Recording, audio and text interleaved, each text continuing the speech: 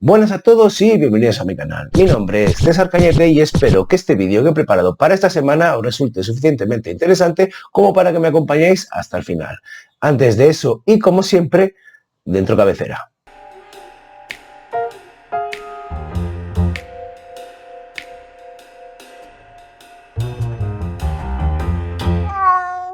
Bien, este vídeo se trata de un repaso, un wrap-up de las lecturas que llevé a cabo durante el mes de marzo. Algunos de los títulos que voy a comentar ya los he mencionado en algún book tag o en algún vídeo que ya he hecho y ya he publicado, pero aquí me voy a intentar extender un poquito más y daros una reseña un poquito más en profundidad. Notaréis también que no son muy numerosos, voy a hablar de 4 títulos y esto es así no porque me haya dormido en los laureles y haya bajado mi ritmo de lectura o experimente alguno de esos bloqueos de lectura que muchas veces se pueden experimentar. No, este tiene que ver con que se me han cruzado un montón de lecturas de trabajo que me han impedido dedicar toda mi atención a las lecturas de ocio que suelo traer a este canal y de la que os puedo hablar.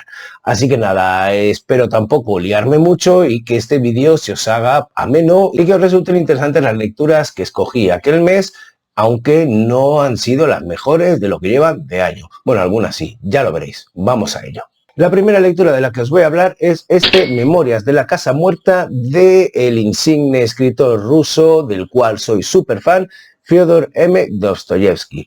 Bien, yo hacía muchísimos años que no volvía a las letras, a la redacción, a las historias de Dostoyevsky y la verdad es que fue un auténtico placer aterrizar en estas páginas, más si cabe sabiendo que es una novela carcelaria. ¿Qué quiero decir con eso? Bueno, pues que narra, bueno, ahora me meteré un poquito más en lo que narra y lo que no narra, pero que tiene que ver con ese género literario de las novelas carcelarias, como podrían ser, pues yo que sé, ya he hablado en otras ocasiones, pero desde Papillón, pasando por La fábrica de animales y siguiendo, pues yo que sé, por deciros alguna, Cadena Perpetua, que es Rita Hayworth y la redención de Shawshank de Stephen King.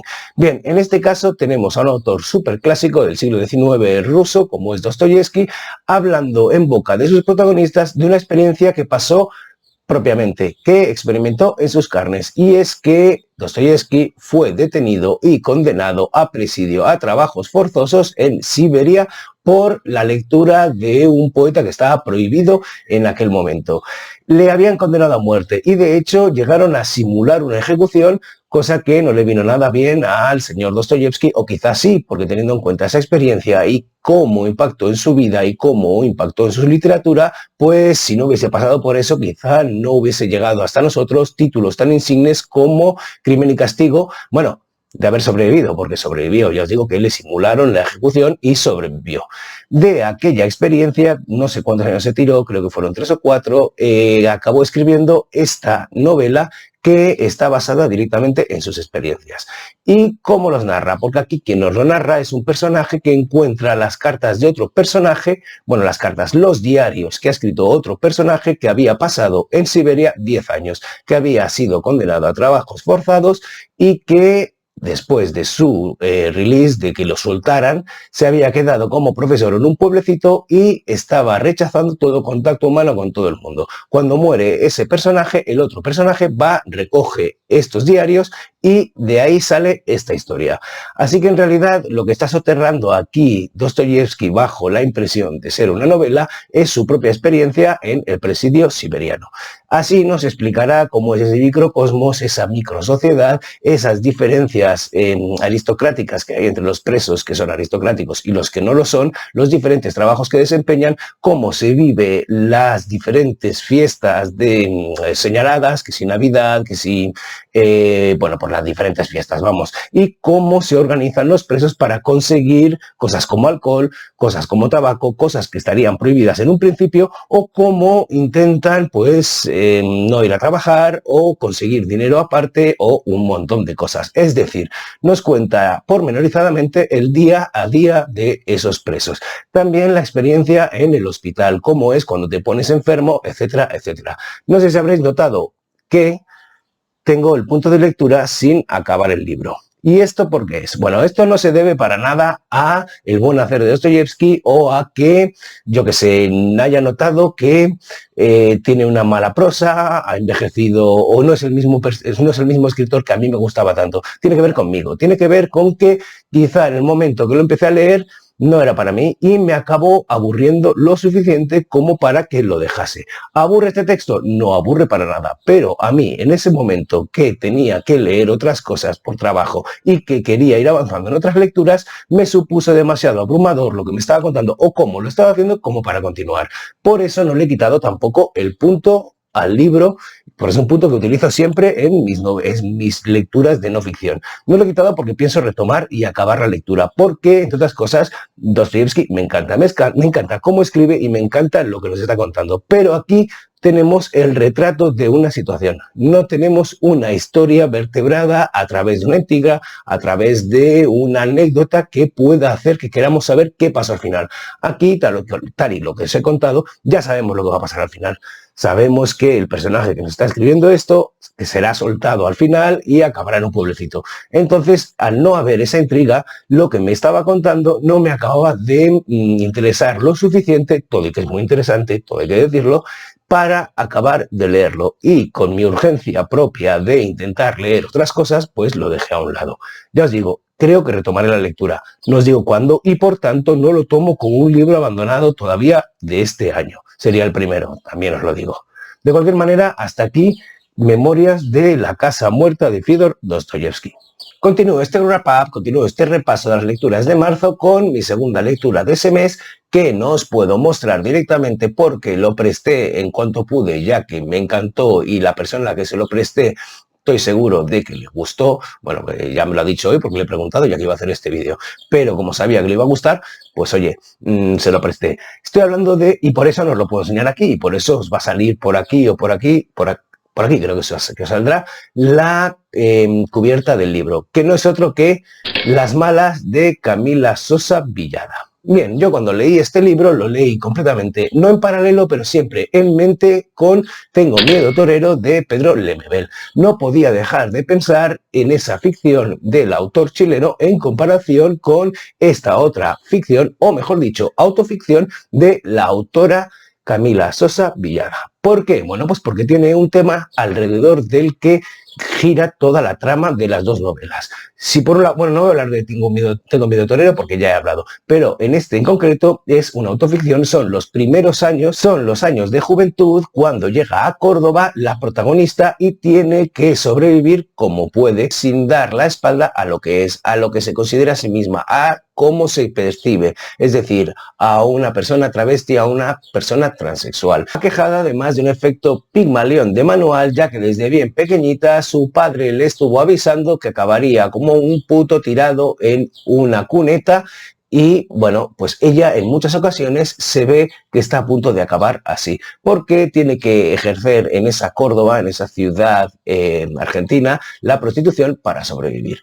Bien, aquí nos irá narrando su sororidad con otras personas que están en su misma situación, que viven en los arrabales de la sociedad y que tienen que luchar para eso, para sobrevivir y para sentirse aceptadas en una sociedad que no las acepta y que a la vez las usa como quiere, como puede y como le da la gana. A través de la tía Encarna y su grupo de travestis transexuales consigue encontrar una pizca de la sororidad que necesita para, pues eso, avanzar en su vida, pero a la vez está completamente expuesta a la sordidez y a una propia autoimagen impuesta por la sociedad que le obliga a considerarse lo peor de lo peor. Bien, en relación a Tengo miedo torero, aquí tenemos una autoficción. Aquí Camila Sosa Villada nos está hablando de sus experiencias y de lo que vivió siendo joven, mezclándolo con aquellos puntos de ficción que haya necesitado para poner mayor o menor fuerza, mayor o menor el acento en escenas que necesite para transmitirnos lo que sentía en aquel momento. Tampoco Tengo miedo torero utiliza un evento histórico para contarnos una ficción.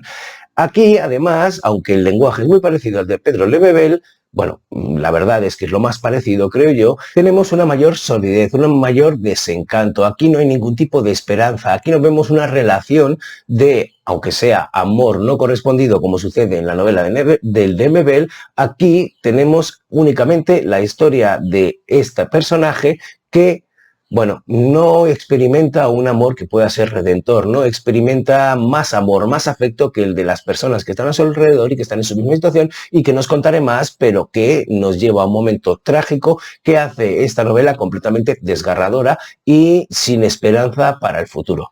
Sin embargo, no por ello la lectura de esta novela es algo rechazable o que nos pueda crear algún tipo de distancia. Más bien al contrario, porque el lenguaje que utiliza Camila Sosa Villada es maravilloso, es precioso cómo lo trabaja, cómo consigue parecerse, como os decía antes, a lo de Lebebel en ese tipo de sinestesia de unir dos conceptos que a priori parecen completamente diferentes y completamente desacompasados para crear una idea que se te queda pegada, porque es súper potente. En esto tiene una habilidad y un talento impresionante. Me ha parecido una de mis mejores lecturas de este año y por supuesto os emplazo a leerla por más desesperanzador que pueda ser la historia que nos cuenta y más teniendo en cuenta que la autora tiene una historia vital detrás de esta novela que ha continuado y que ha sido exitosa. Os recomiendo una charla que tiene en Tech Talks, que la podréis encontrar por YouTube y que os pondré allá abajo por si tenéis algo de curiosidad. Pero ya os digo que la lectura de esta novela debería ser un must para cualquiera que quiera concienciarse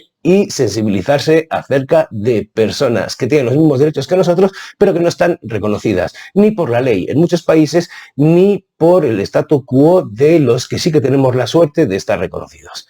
En fin, Las malas de Camila Sosa Villada. Un libro a tener en cuenta. Bien, ahora pasamos a la siguiente lectura, que es este Cambio de guardia de Julio Ramón Ribeiro. Sí, el mismo autor que os presenté hace unos meses cuando hablé de uno de los mejores libros que había leído, creo que fue por febrero o enero incluso, que se cristalizó esa mejor lectura en Prosas apátridas. Bien, Prosas apátridas no tiene nada que ver con la ficción o con esta novela y Ribeiro, por lo que tengo entendido, solo escribió 3 novelas. Esta la tenía por casa, así que dije, bueno, me enteré un poquito de qué iba la premisa y dije, bueno, pues lánzate, porque si te ha gustado Prosas apátridas, a ver qué tal está esta novela. La premisa no es otra que un golpe de Estado en Perú o la preparación de un golpe de Estado, la cocción de un golpe de Estado de un grupo de generales que intenta hacerse con el poder.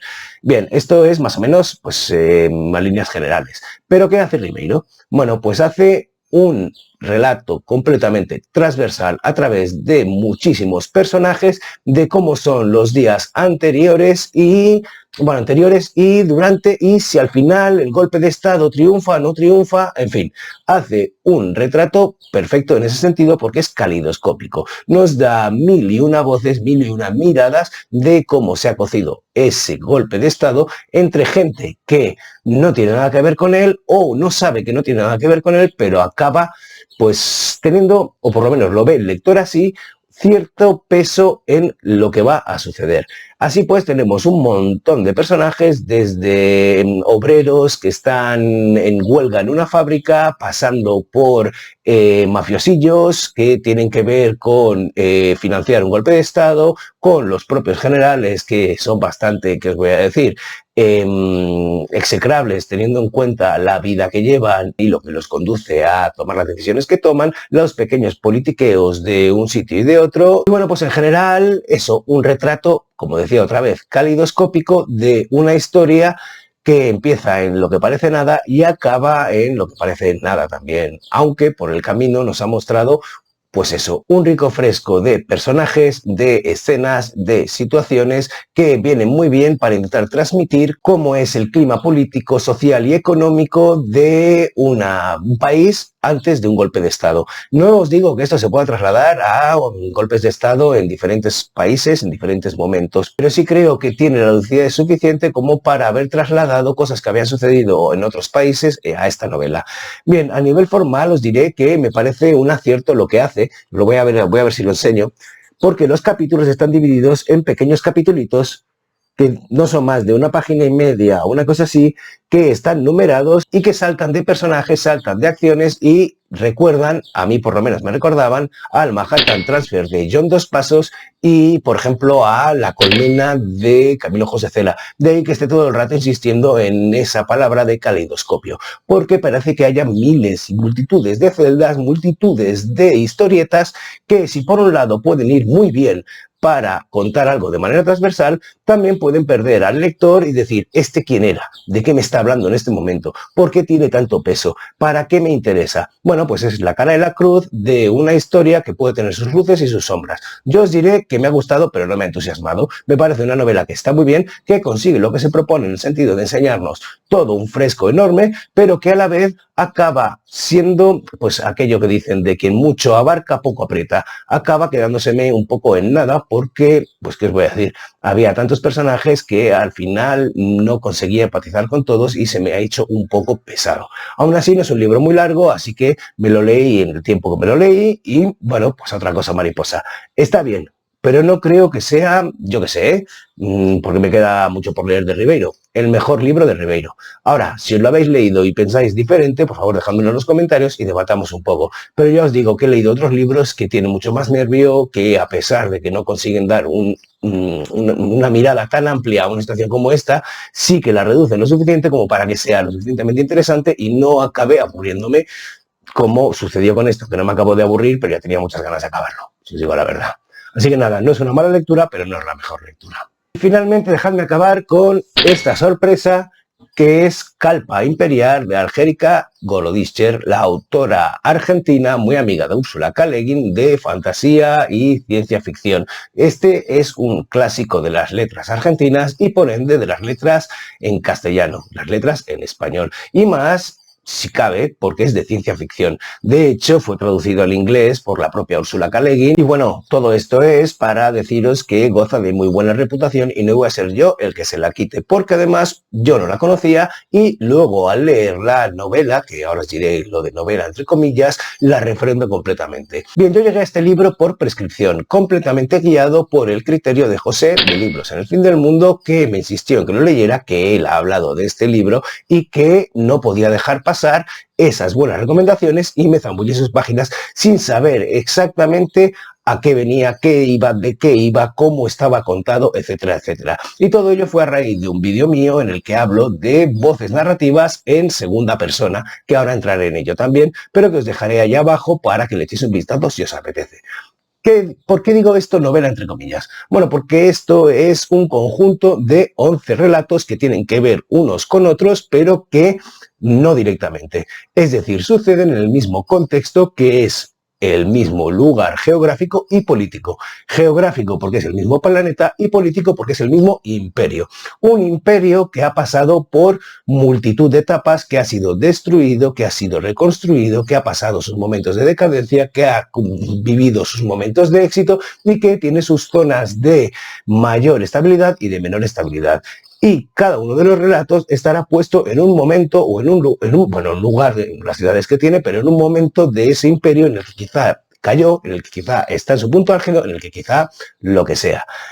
Dicho esto, que es una de las características más interesantes y más vistosas de esta novela, es decir, esa idea de que todo acaba, pero todo vuelve a resurgir, pero todo vuelve a acabar, pero todo vuelve a resurgir, es decir, vivimos en un ciclo de destrucción y construcción constante, el tiempo como asesino y el tiempo como constructor, eso está en todos los relatos. Más allá de eso, la forma que tiene Gorodischer de contar esto es en segunda persona, es decir, tenemos un narrador que te interpela directamente al lector y que en alguna ocasión no siempre dialoga con otros personajes y consigue que así haya otras voces dentro de alguno de los relatos. Esto me parece muy interesante porque recuerda mucho a esos poemas épicos en los que hablaba el poeta al pueblo, a las personas que estuviesen delante y les increpaba y les decía, etcétera, etcétera. Es decir, es una voz narrativa muy difícil, de ahí que le hiciera un vídeo porque me parece muy interesante, pero que a la vez consigue enganchar la atención del lector porque le habla y interpela directamente al lector, a ti que lo estás leyendo. Y eso, además de que me parece muy difícil, me parece a la vez muy efectivo si se hace bien. Y está clarísimo que Angélica Gorodischer lo consiguió con este Kalpa Imperial. Lo siguiente que diré es que lo consigue por la forma precisamente que tiene de escribir, por su pluma, por su redacción, por cómo consigue sonar, por un lado, irónica, seria, divertida y, bueno, una maravilla. Domina el léxico y el lenguaje de una manera que te hace bailar al mismo son y que si consigues vibrar a la misma velocidad o frecuencia, mejor dicho, con perdón con lo de velocidad, que la prosa de ella, aunque no te interese lo que te está contando o pienses desde un principio, esto no me va a interesar a mí, te va a acabar interesando. ¿Y por qué digo esto? Bueno, pues porque con todas estas características que os he dicho hasta ahora, yo, que me conozco como lector, pensé que quizá, bueno, pensé no lo pensé luego cuando acabé de leerlo, pensé que no me gustaría. Es decir, me sorprendí mucho cuando acabé de leerlo y me di cuenta de que me había gustado. ¿Por qué? Porque consigue, por esa prosa, meterte en sus historias. Y a la vez, gracias a la amplitud de rango que tienen ese imperio, esas historias, esos temas que trata, donde habla del género, donde habla de las relaciones políticas, donde habla de complots, donde habla de cosas sociales, donde habla de jerarquías, donde habla de un montón de cosas que me parece flipante que le dejasen publicar este libro en el 82 cuando todavía había dictadura en Argentina, te veas completamente inmerso. Como que decía antes, yo, si hubiese sabido todas estas características que os he pasado ahora sin haber experimentado la novela, quizá no me lo hubiese leído. Así pues, lo único que puedo decir es que es una novela que me parece que hay que leer a cualquiera que le guste la fantasía o la ciencia ficción. En este caso, concretamente, la fantasía no puede dejarlo pasar. Pero a la vez diré que no es una lectura para todos los públicos. Así que, bueno, si os ha llamado la atención y os apetece leerlo, porque esto ya lo había hablado en algún booktalk anterior, he hablado de esta novela a través de una premisa y quizá ya visteis en aquel momento aquella premisa y no os llamó la atención, bueno, pues no me hagáis caso. De cualquier manera, creo que es una novela, un conjunto de relatos a la que hay que darle una oportunidad. Bueno, y con esto hemos acabado mis lecturas del mes de marzo. Ya os digo, son 4 libros, hay alguna que está encabalgada, de hecho me he guardado una en la recámara, una bala en la recámara, porque el libro lo empecé el 29 de marzo y me lo he guardado para el próximo mes. Es un buen libro, no lo voy a adelantar. De cualquier manera, espero que os haya gustado el vídeo, espero que te hayan llamado la atención las lecturas que os he traído, que os parezcan variadas y que le deis la oportunidad a alguna de ellas si os apetece. Si la habéis leído ya y pensáis diferente o incluso pensando igual de lo que yo he dicho aquí, dejádmelo en los comentarios y charlaremos sobre ello. En fin, aquí se acaba el vídeo de hoy. Siempre solo me queda desearos un felicísimo día y enviaros un besazo enorme. ¡Mua!